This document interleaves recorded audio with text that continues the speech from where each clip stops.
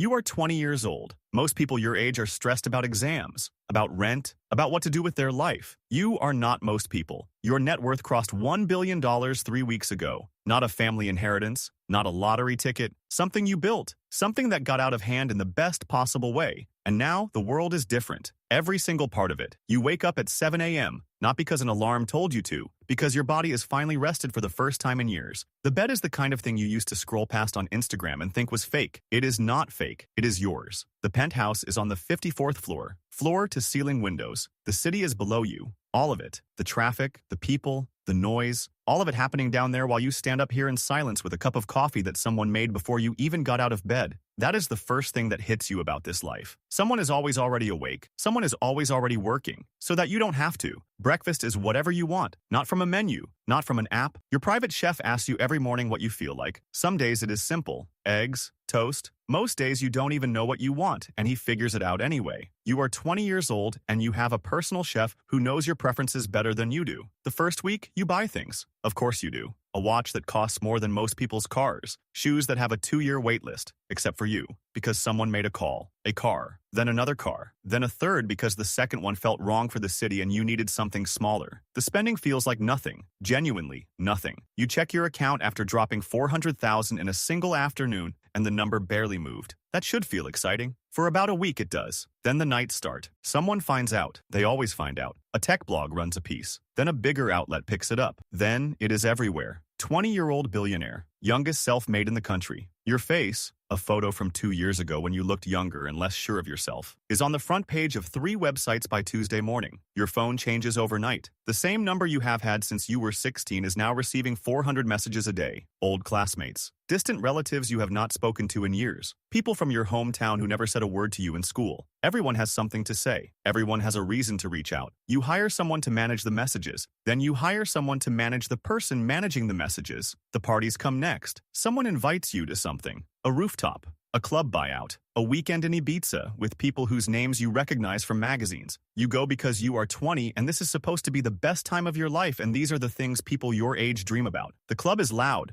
The table costs $30,000 for the night. Bottle service, VIP section, the whole thing. You sit there surrounded by people who want to be near you. Not with you, near you. A girl sits next to you. She is beautiful and funny and sharp in a way that catches you off guard. You talk for 2 hours over the music. You think this might be something real. 3 days later, her friend texts you on Instagram. Not her, her friend, asking if you can get them into another event. The girl never texts. Her friend does. Twice. You don't respond. Ibiza is a different thing entirely. A villa, private beach, a boat that costs more per day than most people make in a year. You are surrounded by people from the moment you land. Everyone is laughing. Everyone is having the time of their life. You are having the time of your life. Or you are doing a very good impression of it. You post one photo, not of the villa, not of the boat, just the horizon, the sea at sunset. Something about it feels more honest than anything else that weekend. It gets 400,000 likes overnight. People you have never met telling you they are proud of you, telling you they knew you would make it, telling you this is what you deserve. You scroll through the comments for a while, then you put the phone down. The boat rocks slowly. The water is very blue. You're 20 years old and you are already starting to feel something you do not have a word for yet. The friends are the hardest part. Nobody warns you about the friends. You have 4 people you grew up with. Proper friends. The kind who knew you before any of this. Who argued with you about stupid things. Who showed up when you needed them without asking what they would get out of it. You fly them all out. First class. A week at the villa. You want things to feel normal. You want to sit around like you used to, talking about nothing, eating bad food, staying up too late. You want to feel 20. The first day is close, almost normal. By the third day, you notice it. The way they pause before they disagree with you. The way they laugh a half second too early. The way they stop talking about their own problems because they assume their problems are too small now. You used to know everything about these people's lives. Now there is a distance that nobody put there on purpose. It just appeared. One of them pulls you aside on the last night. He has been your best friend since you were 11 years old. He tells you the trip was incredible. He tells you he is grateful. He tells you that you deserve all of this. He does not ask how you are doing. He used to always ask how you were doing. You hug him at the airport. He says he'll call you. He doesn't call. The girls get worse from here. You meet someone new. A few weeks after Ibiza, she is not from this world. Regular job, regular apartment. She does not mention the money once, and that alone makes her feel like oxygen. You see her 3 times. 4, You start to think in terms of maybe. Then you notice small things. She knows which car you prefer before you mention it. She references a conversation about your island that you are certain you never had with her. Small things. The kind of things that mean she read about you before you ever met. Which of course she did.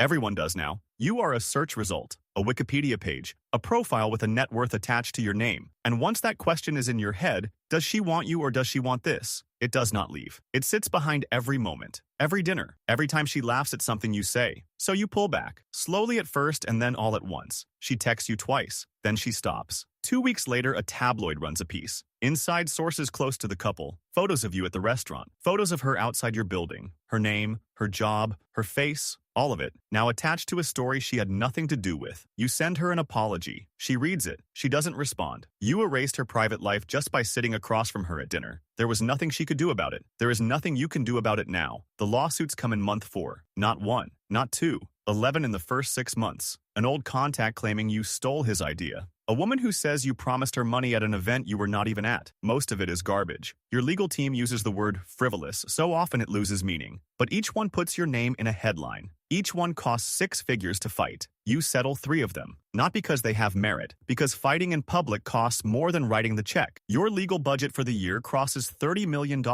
You are 20 years old and $30 million is just what it costs to exist. Then your mother calls. She sounds exactly the same as she always does. She asks if you are eating. She tells you about something stupid that happened at the grocery store. For 8 minutes, your shoulders drop and your jaw unclenches, and you remember who you were before all of this. Then she mentions your younger brother. He did not ask her to call. He never would, but he is behind on rent, and his car needs work, and you have more money than you could spend in 1,000 lifetimes. You transfer him the money that afternoon. $200,000. Enough that he never has to think about rent again. He does not call to say thank you. 3 months later at a dinner, you flew the whole family to private jet, restaurant buyout, the whole thing. He sits at the other end of the table and talks to everyone except you. When you try to catch his eye, he looks at his plate. He leaves before dessert. He does not say goodbye. Your mother calls a week later. Quiet voice. She tells you your brother said something, that the money changed things, that it made him feel small, that he does not know how to be around you anymore. She is not taking sides. She is telling you because she does not know what else to do. You tell her you will talk to him. You do not talk to him. What would you say? By month 8, you have a routine. 6 a.m. The chef is already awake. The security team already rotated. The assistant already sorted the morning emails. Everything runs. Everything is handled. You do not need to think about a single logistical thing for the entire day. You used to think that was freedom. You understand now that it is something else. You open Instagram one evening, not to post, just to look. Your old classmates are at a house party. Someone's living room, bad lighting, cheap drinks, everyone crammed in together. Someone is asleep on the couch in the background. Someone is doing something stupid in the corner. You stare at it for a long time. You could call your assistant right now and have a party like that organized by tomorrow. Catered, professional, perfect. That is not the same thing and you know it. You take the yacht out on a Tuesday. Just you and the crew. The ocean is so flat it looks painted. A private chef prepares dinner on the deck. The table is set with linen and candles, and it is, objectively, one of the most beautiful things you have ever seen. The table is set for 1. You get back to the penthouse at midnight. You walk through the rooms. The living room no one sits in. The guest bedrooms no one sleeps in. The cinema room with the enormous screen and the speakers that cost more than most cars and the seats for 12 people. You sit down in one of the seats. In the dark, the screen is off. You are 20 years old. You get up and go to bed.